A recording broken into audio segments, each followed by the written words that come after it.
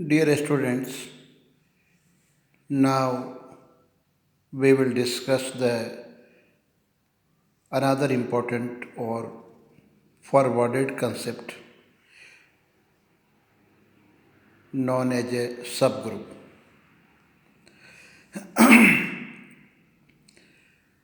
Let a G star be a group. G is underlying set and a star be operation. Now we consider a non-white subset H of G.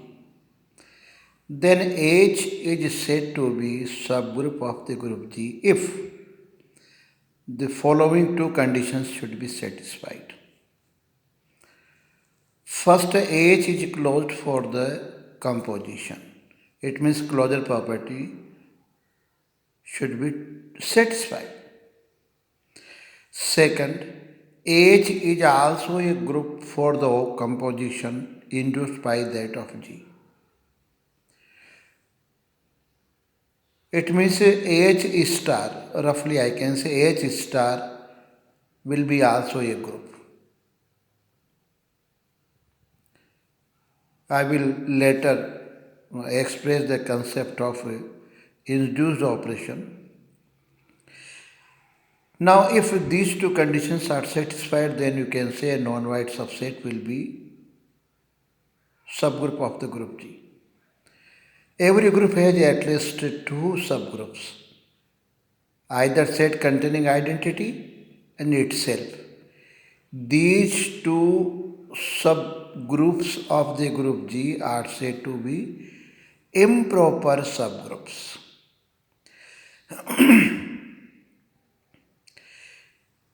If exist except them, they are called the proper subgroups of the group G.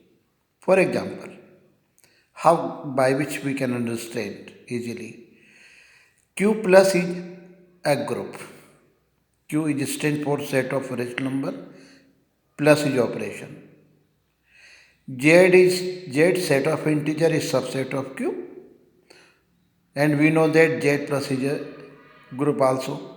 Closure property is also true. Then we can say Z plus is said to be subgroup of the group G. Another example, G with operation multiplication where G is set of 1 minus 1 iota and minus iota.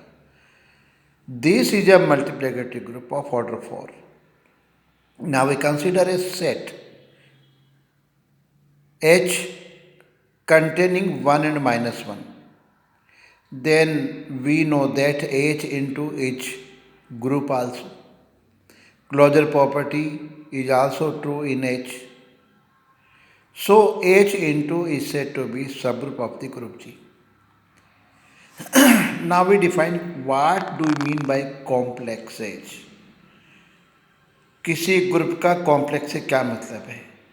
Every non-white subset of the group G is said to be complex of the group. Every subgroup is complex, but every complex is not subgroup. And now n is conditioned to be subgroup of the group G. Suppose a group is given and any subset of the G is taken. Now we want to show that this may or may not be subgroup of the group G if necessary and sufficient conditions should be satisfied. So what is? For all AB belongs to H, implies that AB inverse belongs to H. If these conditions, this condition is satisfied, then you can say it is a subgroup. Now we solve very important question. Show that A3 known as a alternating group of degree 3 is a subgroup of degree S3 that is symmetric group of degree 3. A3 contains 3 even permutations on the set of first 3 natural numbers. AS3 is a symmetric group which contains 6 permutations on the set of first 3 natural numbers. Now we check A3 is a subgroup of the AS3 or not. Since A3 is a subset of S3, S3 is the set of all 3 even permutations and 3 odd permutations on the set of first 3 natural numbers. So we can say that alternative group A3 is not empty and it is a subset of S3. We consider any two arbitrary elements alpha and beta belongs to S, A3. Now we check alpha beta inverse using NS condition. Alpha beta inverse belongs to A3. How is it possible? Since alpha and beta are even permutations,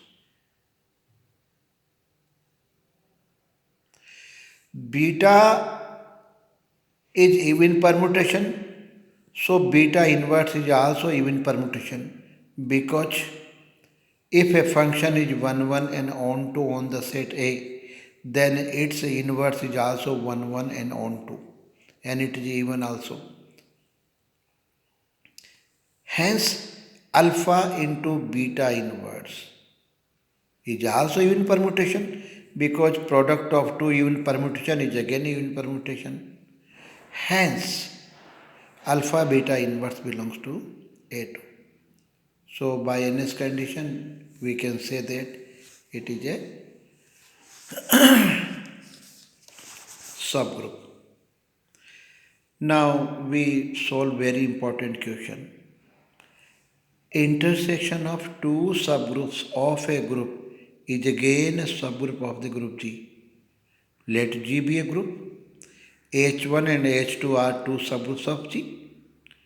To show that intersection H1 and H2 is subgroup of G, then we have to show that this intersection of H1 and H2 should not empty.